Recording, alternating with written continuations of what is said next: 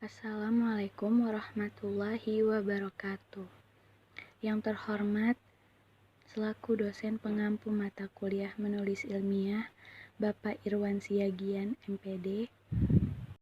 Berikut nama-nama kelompok 6 menulis ilmiah. 1. Aris Andika, 2. Khadijah, 3. Murni Hairani, 4. Korina Afianti, 5. Salsabila, 6. Wandari Azahro.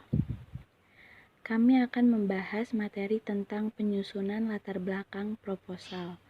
1. Model Cars-Wallace dan 2. Praktik penyusunan latar belakang.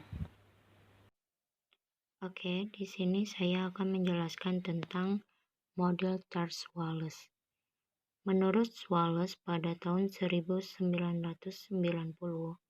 menegaskan bahwa retorika yang wajib digunakan dalam mengembangkan dan menunjukkan pentingnya topik kajian itu, baik diungkapkan secara verbal ataupun dengan mengutip hasil penelitian.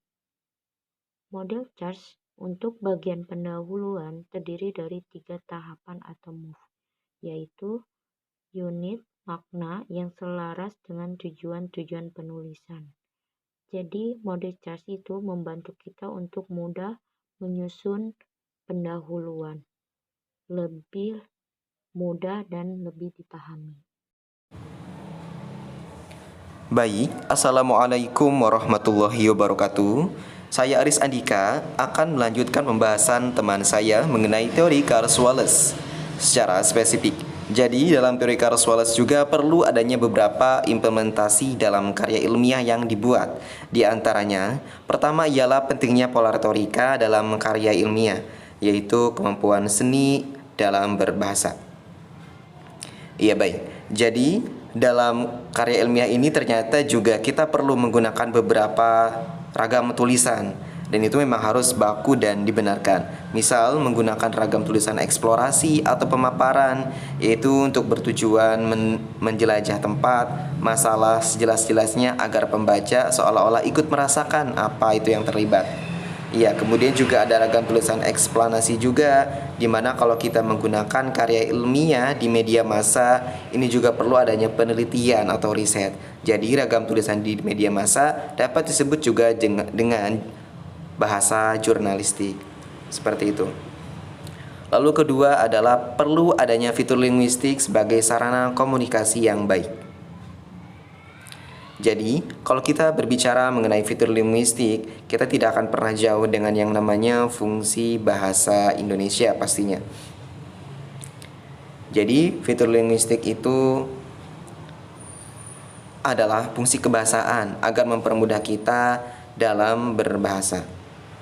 Seperti itu, dan itu akan dijelaskan nanti secara detail jika ada teman-teman yang bertanya, karena ini cukup luas penjelasannya. Kemudian yang ketiga adalah penambahan ide-ide pembahasan sebagai pembangun karya ilmiah.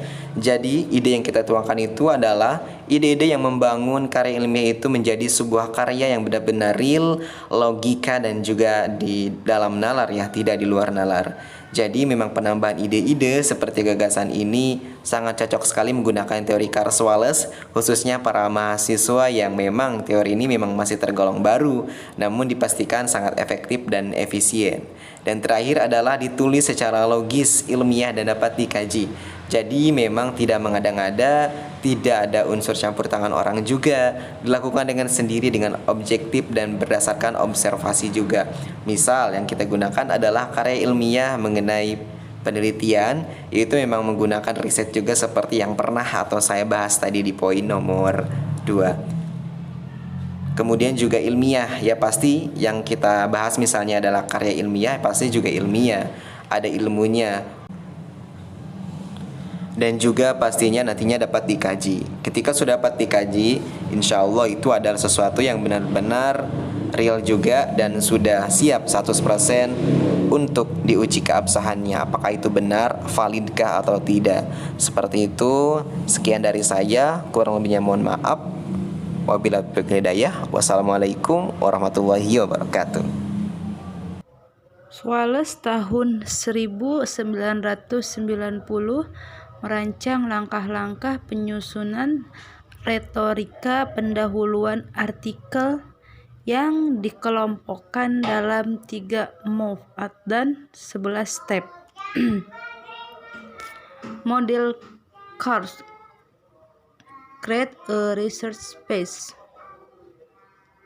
sebuah model yang memandu penulis artikel ilmiah yang menciptakan ruang atau wilayah kekuasaannya dalam dunia ilmiah.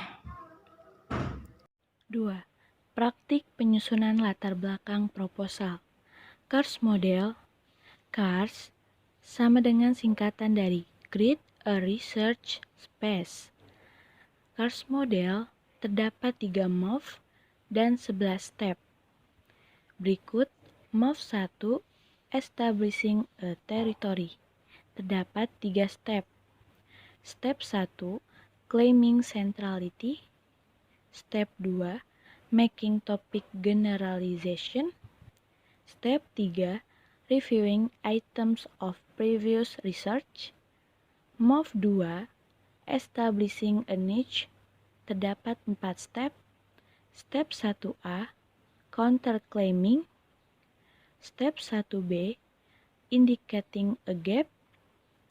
Step 1C, Question Raising. Step 1D, Counting a Tradition. Dan move 3, Copying the Niche. Terdapat 4 step. Step 1A, Outlining Purpose. Step 1B, Announcing Present Research. Step 2, Announcing Principal Findings. Step 3, Indicating Structure. Tahapan model CARS untuk bagian pendahuluan. Tahapan model CARS terdapat 3 tahapan. Tahapan 1 adalah pernyataan kepada anggota masyarakat peneliti bahwa penelitian yang hendak dilaporkan tersebut adalah bagian dari satu wilayah atau bidang penelitian yang mapan, signifikan, dan berkembang terus. Menurut Wallace, tahun 1990, halaman 144. Pada tahap 1 pendahuluan ini biasanya berupa sebuah pernyataan yang 1 kalimat paragraf pertama dengan menghubungkan antara topik penelitian yang akan dilakukan dan informasi wilayah penelitian tersebut yang lebih luas.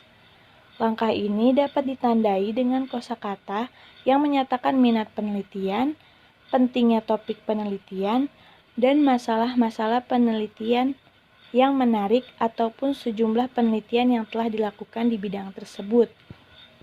Establishing a Territory terdapat 3 step. Masing-masing stepnya menjelaskan tindakan dan contoh. Step 1, Claiming Centrality.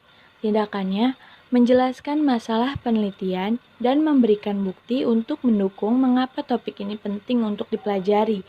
Contohnya, pengetahuan X sangat penting untuk. Step 2, Making Topic Generalization. Tindakannya memberikan pernyataan tentang kondisi pengetahuan, konsensus, praktik, atau deskripsi fenomena saat ini. Contohnya, perihal X masih belum sepenuhnya dipahami. Step 3, Reviewing Items of Previous Research. Tindakannya mensintesiskan penelitian sebelumnya yang selanjutnya mendukung kebutuhan untuk mempelajari masalah penelitian. Contohnya, beberapa penelitian telah menyarankan bahwa menurut Gordon tahun 2003 dan Ratzinger tahun 2009. Pada tahapan kedua adalah penetapan topik penelitian atau establishing a niche. Peneliti dapat menetapkan topik khusus penelitian dengan menunjukkan informasi yang belum tuntas dari penelitian sebelumnya. Pada tahap kedua ini memiliki 4 strategi alternatif. 4 strategi alternatif diantaranya yaitu 1. Pernyataan yang berlawanan atau counterclaiming, penunjukan adanya celah atau indicating a gap. 3. Pengajuan pertanyaan atau questioning reasoning atau penelitian lanjutan, continuing tradition. Dalam establishing a nice atau penetapan topik penelitian, sudah disebutkan bahwa memiliki 4 langkah. Dan 4 langkah tersebut adalah step 1A, yaitu counterclaiming atau pernyataan yang berlawanan. Tindakan dalam penelitian ini yaitu memperkenalkan sudut pandang atau perspektif Anda yang berlawanan, yang mengidentifikasi celah dalam penelitian sebelumnya, yang Anda yakini telah melemahkan atau merusak argumen yang telah berlaku. Misalnya, sementara Jones dan Riley percaya bahwa metode X akurat, penelitian terbaru menunjukkan bahwa metode mereka cacat. Dapat dikatakan bahwa counterclaiming atau pernyataan berlawanan ini merupakan penelitian untuk membangun inovasi baru, yaitu memiliki topik yang lebih luas atau membahas metode atau cara lain yang lebih efektif untuk memecahkan suatu penelitian. Step 1B, indicating a gap. Indicating a gap adalah penunjukan adanya celah. Tindakan dalam penelitian ini yaitu mengembangkan masalah penelitian di sekitar celah atau area yang kurang dari literatur. Misalnya, meskipun penelitian yang ada telah jelas menetapkan X, mereka belum membahas Y. Jadi pada indicating a gap atau penunjukan adanya celah, ini dapat dikatakan bahwa peneliti harus lebih teliti untuk